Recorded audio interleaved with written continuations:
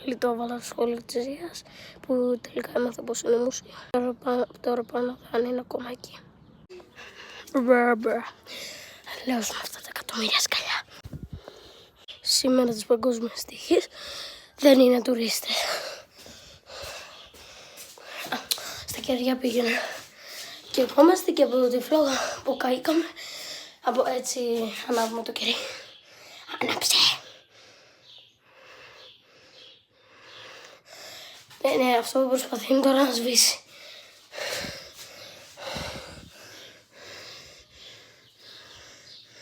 Εγώ παιδιά να σας δείξω στο κόλπο, απλά το εγώ έτσι. Να έτσι για να μην καώ. Συνεχίζω. Χώνομαι λίγο τώρα πως θα το βρήκανε, γιατί είναι εμφανές το μέρος. Είναι μουσείο κιόλας. Κλειστά τα μάτια. Δεν το ζω, το πήρανε. Γιουπί. Τα παράθυρα.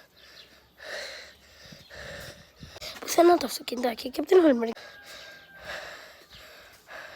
Ακούστε με, αν κάποιος βρει το αυτοκινητάκι, θέλω να μου το αφήσει πάνω στο κούτσουρο, okay.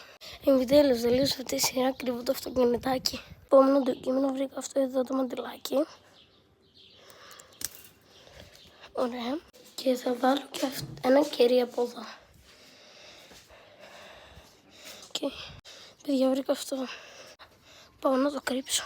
Εν τω μεταξύ λέει προσοχή. Πάλι θα τα παίξω όλα για όλα, γιατί θα το πάρουμε ξανά. Κρυψώνα τώρα για το μανταλάκι. Λες, μεγαλώσαν τώρα εσύ και εσύ, μου φαίνεται. Spoiler alert, αν θέλετε να με κάνετε friends στο Snapchat, με λένε Fertakit. Ακριβώς όπως γράφουμε και στο YouTube. Αν θέλετε να με συναντήσετε, μπορεί να με βρείτε εδώ στη Ζία.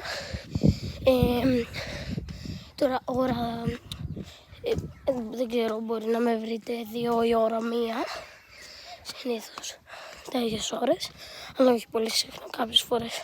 Πλάκα το αυτοκινητάκι του μεταξύ δεν θα κάνει ακόμα χάμω, το είχα βρει, πως το πρώτο βίντεο. Περπατάω τόση ώρα και απλά πάω πίσω στο μαγαζί. Όσοι θέλετε να πάτε στο μαγαζί μας, λέγεται και Κλεοπάτρα. Μαγαζί εδώ στη Ζία. Εντάξει, περπατάω, βαρέθηκα. Αλλά και subscribe για περισσότερα βίντεο με βλακίες και να κρύβω πάνω τα μπάγια.